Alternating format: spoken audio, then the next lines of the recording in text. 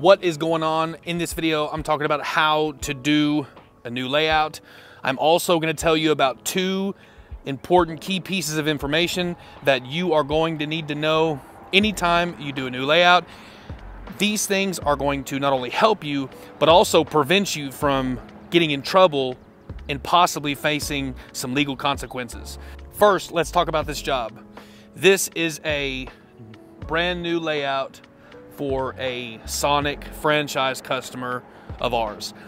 We got the call, they asked us to come out. They were doing some remodeling on the property.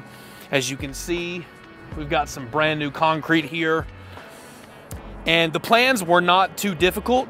It had 2 access aisles, 13 directional arrows, 1 drive-through lane, a drive-through stencil, and about 23 lines and a little bit of curbing.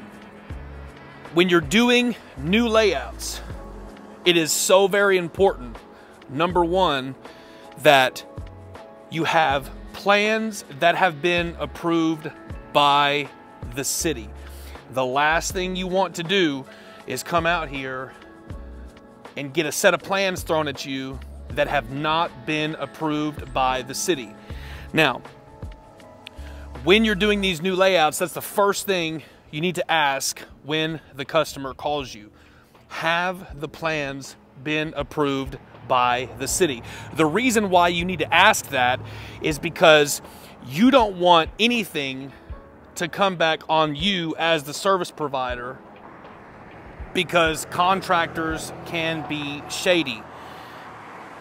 Here's some of the curbing that we did. Now, that's the first thing you want to do, is make sure that it has been approved by the city. Because if you put the paint on the ground and then somebody tries to come to you at the last second after the paint's already on the ground and says, no, we don't want it that way, guess who has put the paint on the ground? If it ever came to a lawsuit situation, you might be able to get out of it if you kind of keep the email communication. But to completely protect yourself from situations like that, always ask first, have the plans been approved by the city? That is the first key piece of information when it comes to these new layouts. I'm going to tell you the second key piece of information more towards the end of the video. Now, every new layout that you guys do is going to be different. They're not all going to be the same. Some lines are going to be 45-degree angles, some 60-degree angles, some 75-degree angles. And it just depends on what the plans call for will determine what angle it is that you put down. And that's important when you're talking about new layouts. And if you guys are interested in learning more about parking lot striping, how to read these site plans when you get out on these jobs, so when you do go to do brand new layouts, you will have a basic understanding of how to read site plans, how to lay out 45-degree angles, how to lay out 60-degree angles, and much, much more. Be sure to check out the How to Stripe course. It will be the first link in the pinned comment section and the description, where we teach you guys. And we brought in a project manager who has managed multi-million-dollar projects. We brought in that project manager in the How to Stripe course to teach you guys how to read different site plans. Now, there were some changes to the plans. That's the second thing that I want to tell you guys.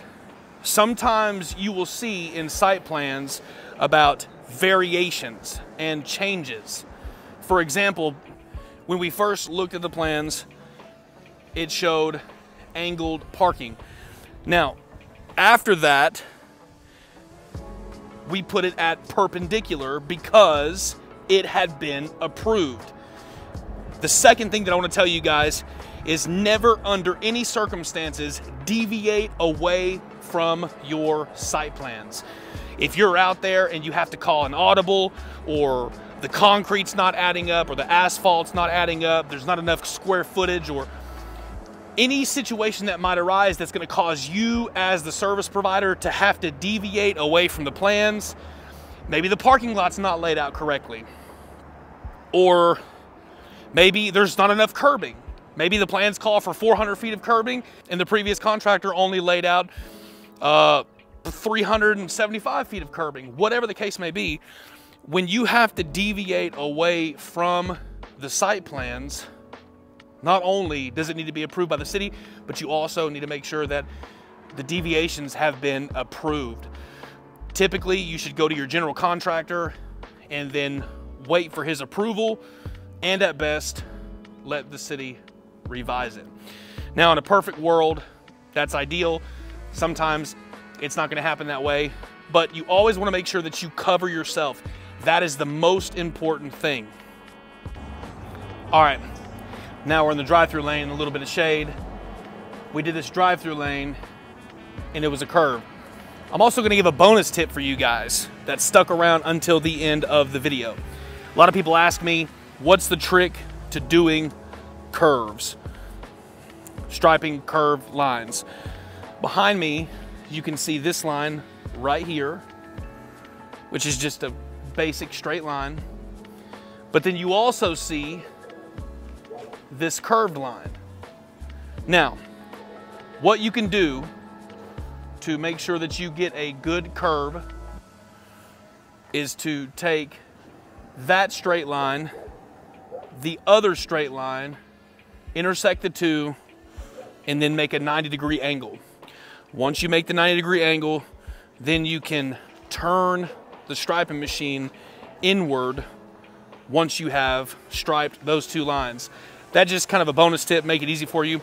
Anyways, guys, if you're interested in learning how to do new layouts on parking lot striping jobs, be sure to check out the How to Stripe course.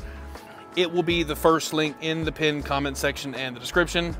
That way you guys can know how to do new layouts and read these plans when you come across them. And we will see you in the next video.